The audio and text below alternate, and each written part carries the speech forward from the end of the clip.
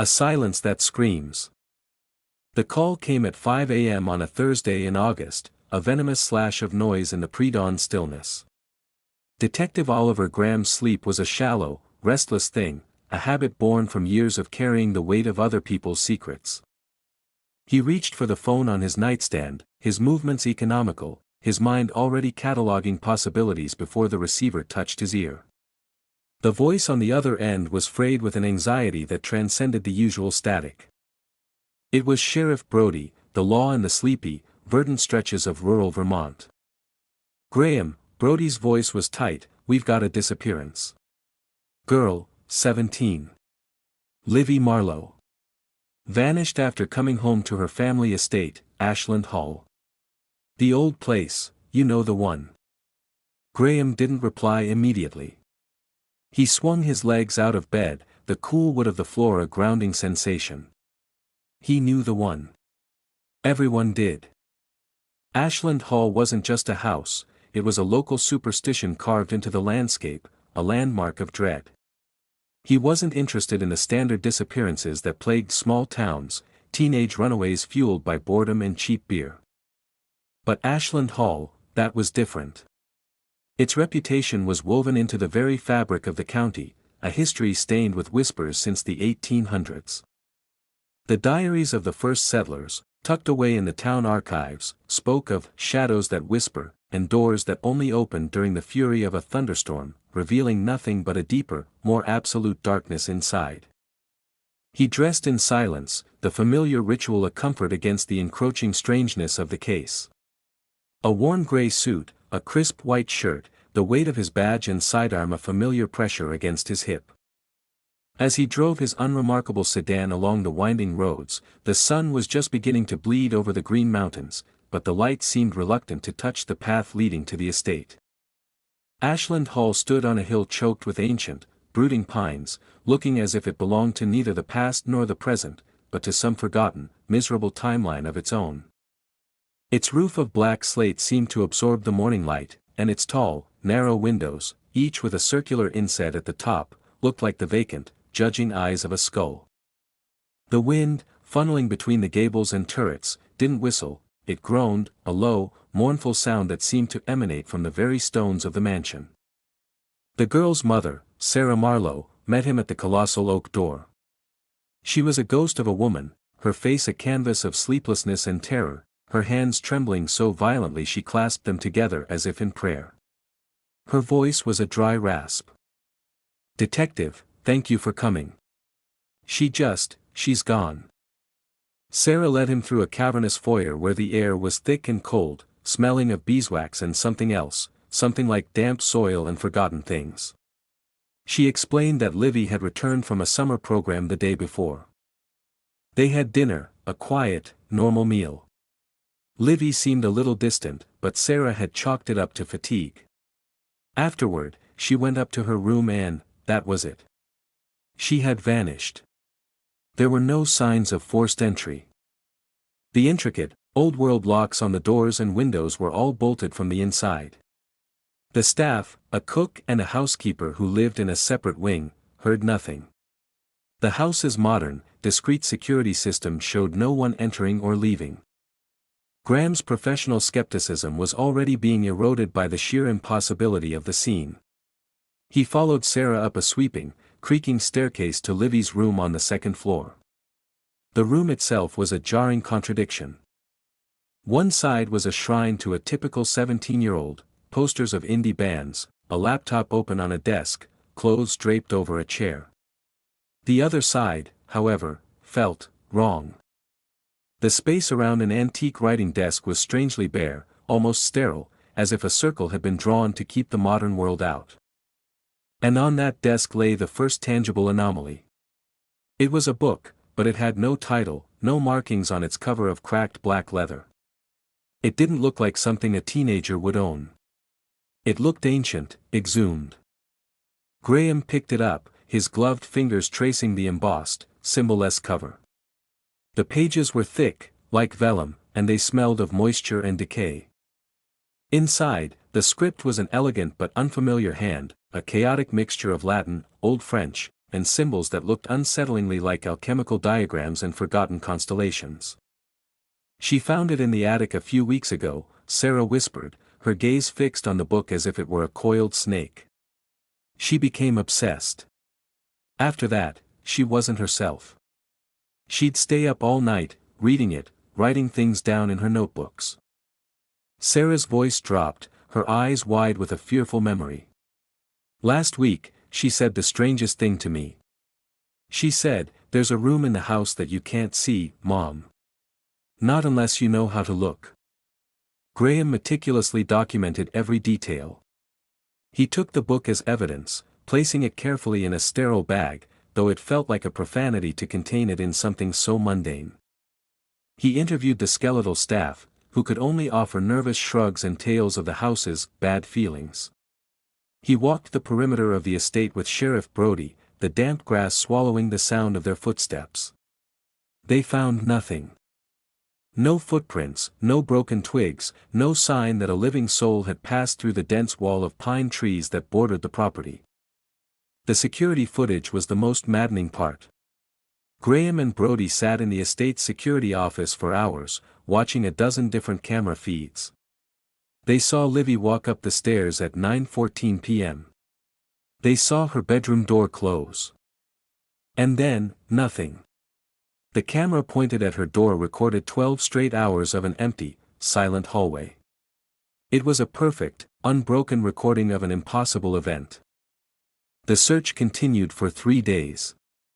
Search parties combed the woods. Divers checked the murky pond at the bottom of the hill. The media descended, their satellite trucks a jarring intrusion of the 21st century on the timeless gloom of Ashland Hall. But they found no trace of Livvy Marlow. It was as if she had dissolved into the very air of the house. On the third night, with the investigation stalled and a creeping sense of dread solidifying in his gut, Graham made a decision that went against every protocol he'd ever known. He told Sheriff Brody he was pursuing a new lead and sent him away. He told Sarah Marlow he needed to examine the room one more time, alone. He was going to spend the night in Livvy's room. He had to step outside the neat lines of police work and into the strange, shadowed space the girl had inhabited. He set up a digital voice recorder and a small, motion-activated camera of his own. Then, he sat at the antique desk, opened the black leather book, and began to read. The Whispering Glass. The silence in Livvy's room was not empty. It was a presence, heavy and watchful. Graham sat under the dim light of the desk lamp, the world outside the window a tapestry of impenetrable black. For hours, he immersed himself in the strange, malevolent logic of the book. It wasn't a diary or a novel. It seemed to be a collection of philosophical treatises, astronomical observations, and instructions, all centered around a single, terrifying concept, that reality was a layered, malleable thing, and that certain places, like Ashland Hall, were thin points where the veil between these layers could be pierced. The text was a maddening puzzle. Passages in elegant, ecclesiastical Latin described the nature of perception, arguing that what the eye sees is merely a habit of the brain. These were followed by frantic, spidery notes in Old French detailing architectural principles for building perceptual gateways. Interspersed were diagrams of star charts that featured constellations no astronomer had ever named, and complex alchemical equations that seemed to be recipes for something other than gold. Graham, a man who built his life on facts and evidence, felt his rational mind straining against the book's insidious, persuasive pull. It spoke of a world governed not by physics, but by intention and observation. Then, on page 73, he found it. Tucked between a treatise on temporal echoes and a drawing of a seven-sided key, was a simple, chilling instruction written in English, as if intended for a more modern reader. When the night is silent, and the light is gone, stand before the glass that looks into nothing. Do not ask, listen. Do not open, watch. Do not walk, but step. Graham's eyes darted to the only mirror in the room. It was an old, heavy piece, its glass clouded with age, held in an ornate bronze frame tarnished with green oxidation. It hung on the wall opposite the bed, looking into nothing but the room itself. A cold knot formed in his stomach. This was delusion. The ramblings of a disturbed mind. But Livvy was gone, and this book was the only clue he had. Just as the clock on his phone ticked past 1 a.m., something in the house clicked. It was a faint, metallic sound from deep within the walls, like a lock tumbling over. The desk lamp flickered once, twice, and then held steady. A draft, impossibly cold, slithered across the floor from the direction of the large, walk-in closet. Graham's heart hammered against his ribs. He heard a sound from the closet, a soft, wet exhale, like the last breath of a dying man. He stood up, his movements slow and deliberate, and walked to the mirror. He stared at his own reflection, a tired, middle-aged man in a gray suit, chasing ghosts in a haunted house. He felt absurd. He was about to turn away when something caught his eye. A flicker. A distortion at the edge of his vision. He leaned closer, his breath fogging a small patch of the cool glass. The room in the reflection was wrong. The details were subtle, easily missed. The deep crimson of the Persian rug on the floor was, in the mirror, a muted, sickly shade of gray. A painting on the wall, a placid landscape of the Vermont hills, had changed. In the reflection, the sky in the painting was a churning vortex of black clouds. And then he saw her. Livvy Marlow was standing by the window. She wasn't a ghost or a phantom, she looked solid, real, but viewed through a haze. She was staring out the window into a darkness that seemed different from the one outside his own window. She didn't see him. She was a silent actress in a silent, altered play. Graham's rational mind screamed at him. It was a trick of the light, an optical illusion caused by the old, imperfect glass. But his instincts, the ones that had kept him alive for 20 years, told him he was looking at something real. He took a single, hesitant step forward, his hand outstretched as if to touch the glass.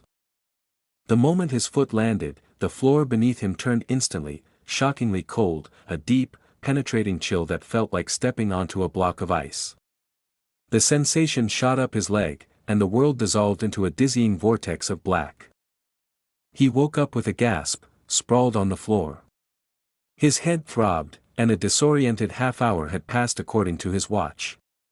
The room was exactly as it had been. He scrambled to his feet, his heart racing, and checked his equipment. The motion-activated camera had recorded nothing but him standing and then collapsing. But the digital recorder, he rewound the last half-hour and pressed play. There was the sound of his own movements, the silence, and then, at the moment he collapsed, a faint, low hum that rose in pitch. And underneath it, a whisper. It was close, intimate, as if spoken directly into the microphone, a dry, sibilant voice that said, "You're closer now." The next day, Graham drove to the county archives, a dusty, neglected building that smelled of decaying paper. He needed to know more about the house's history. He searched for records on Ashland Hall, and there, buried in a ledger from 1892, he found them, the Roger family. They had commissioned the house, lived in it for less than a year, and then abandoned it after a tragedy. Their 16-year-old daughter, Amelie, had vanished from her bedroom. The official report, written in flowing cursive, concluded she had run away. But Graham kept digging. He found a box of the family's personal effects that had been donated to the Historical Society a century ago. Inside was a small, leather-bound journal belonging to Amelie's father, Elias Roger. As Graham read the brittle, yellowed pages, a profound chill settled over him. Elias wrote of his daughter's sudden obsession with a black book and a strange looking-glass she had found in a crate from a European auction. He described her growing isolation, her claims of seeing a world of gray within the mirror, a place that was quiet and waiting.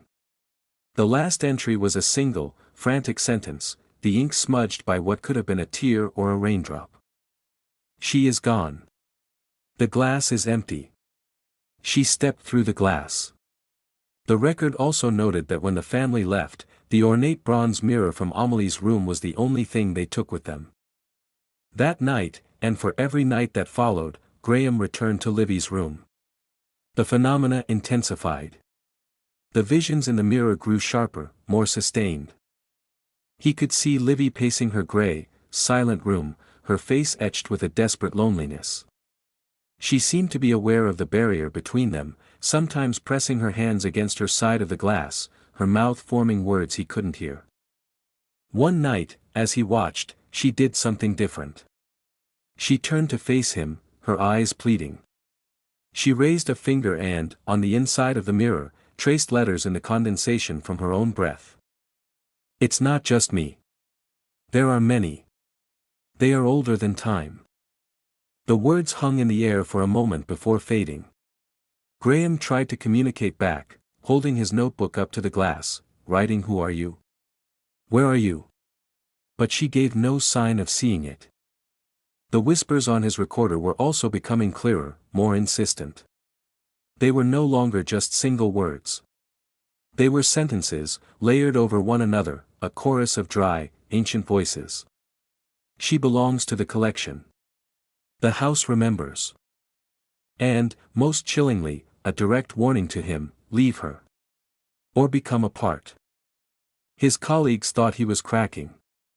Sheriff Brody called him, his voice laced with concern, suggesting he take time off. They saw a detective spiraling into obsession, chasing phantom leads in a dead-end case. But Graham knew he wasn't going crazy. He was being initiated.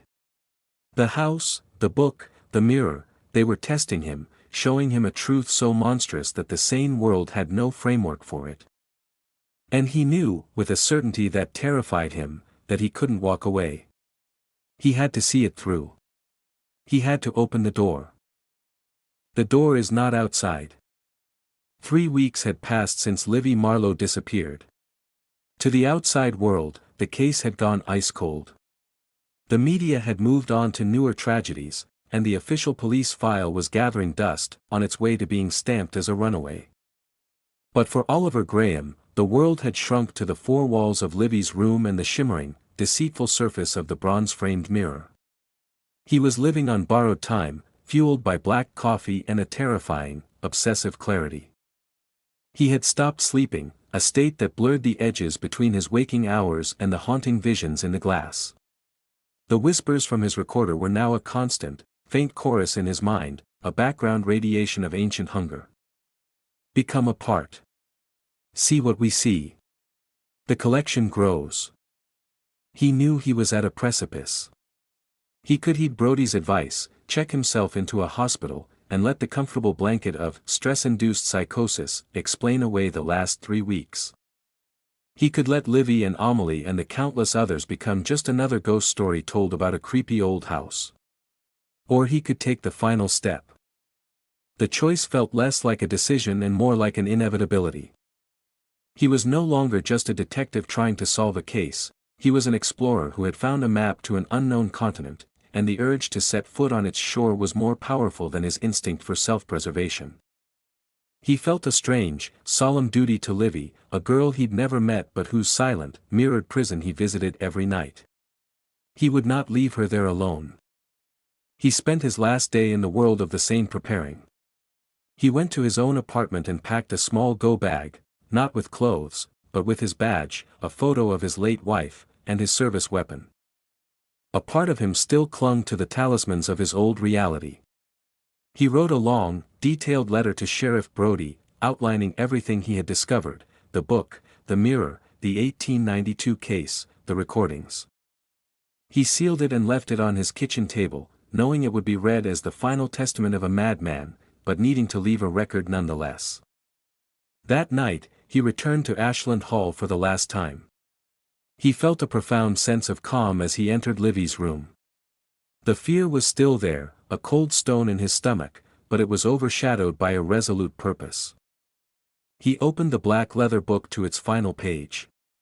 The writing there was different, more ornate, almost ceremonial. It wasn't an instruction, but an invitation. It described the final ritual, the one not meant to just look, but to cross. It required a precise alignment of intent and action. Following the cryptic text, he moved the heavy mirror from the wall and dragged it to the exact center of the room.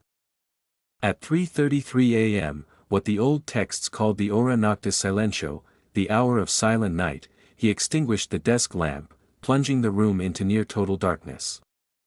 The only light came from a single white candle he placed on the floor before the mirror. The candlelight flickered, casting long, dancing shadows that seemed to writhe and recoil from the mirror's surface. The air grew thick and heavy, charged with a static electricity that made the hairs on his arms stand on end. The smell of ozone, sharp and sterile like the aftermath of a lightning strike, filled his lungs. He knelt before the mirror, his reflection a wavering, distorted figure in the candlelight. He took a deep breath and spoke the words from the final page, his voice steady and clear in the oppressive silence. Tempus non est linea, he began, the Latin feeling strangely natural on his tongue. Locus est et ostium non est forus. Time is not a line. It is a place. And the door is not outside. The instant the last word left his lips, the candle flame didn't just go out, it was snuffed out, violently, as if smothered by a great hand. The room plunged into a darkness so absolute it felt physical, a crushing weight that stole his breath and his sense of direction. It was a void of light, of sound, of sensation. He felt a violent, disorienting lurch, a nauseating feeling of being turned inside out while falling from a great height. Then, just as suddenly, it stopped. Light returned, but it was a different kind of light. A weak, perpetual twilight seeped into the room from the window, a light that was gray and flat and carried no warmth. The air was perfectly still and profoundly cold. He was in the room from the mirror. The rug was the color of ash. The painting on the wall depicted a dead, lightless landscape under a black sky. And she was there. Livvy Marlow stood before him. She was no longer a hazy reflection, she was solid, though her form seemed to shimmer at the edges, as if woven from smoke and moonlight. She wasn't the terrified girl from the mirror. Her face held a deep, ancient sadness. She looked at him with an expression of sorrowful recognition. She spoke, her voice not traveling through the air but appearing directly in his mind, a faint, melodic echo. "You came. I'm so sorry." She reached out her hand. It was pale and translucent. He looked at her, then at his own hand, which seemed strangely more solid, more real, in this gray place. He was the anomaly here. He reached out and, as his fingers brushed against hers, he felt a sensation not of flesh and bone, but of pure energy, of static and ice and the deep, silent cold between the stars. The moment of contact was a trigger. The world snapped back like a rubber band.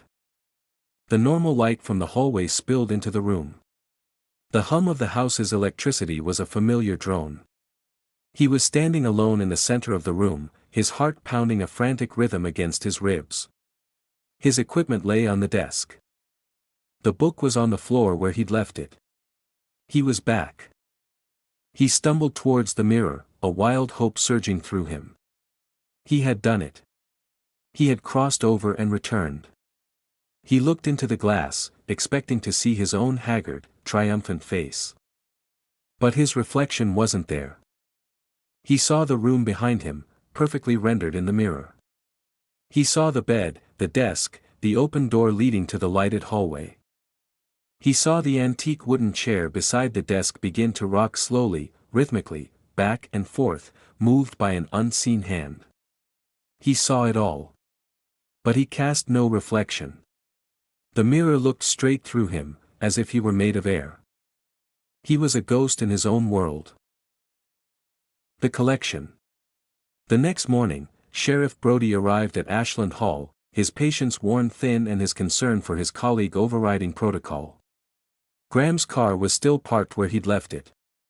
There was no answer at the front door. With a growing sense of dread, Brody used the master key Sarah Marlow had given him and entered the silent mansion. He found the door to Livvy's room locked from the inside. After several minutes of shouting Graham's name with no response, he and a deputy he'd brought with him were forced to break it down. The wood of the old door splintered, and they burst into the room. It was empty. Oliver Graham was gone. His personal effects were gone. The only things left were his fried camera and his digital recorder, its battery completely drained. The heavy bronze mirror stood in the center of the room, a silent, impassive sentinel. On the floor beside it lay the untitled black book, open to its last page. Brody picked it up. His eyes scanned the final, ornate passage in Latin, and then fell upon a new entry, written just below it. The handwriting was sharp, precise, and utterly unmistakable. It was Oliver Graham's. The ink was still fresh. I understand now. They don't take. They show. And once you see, you can never unsee. The official investigation was a nightmare of loose ends and impossible conclusions.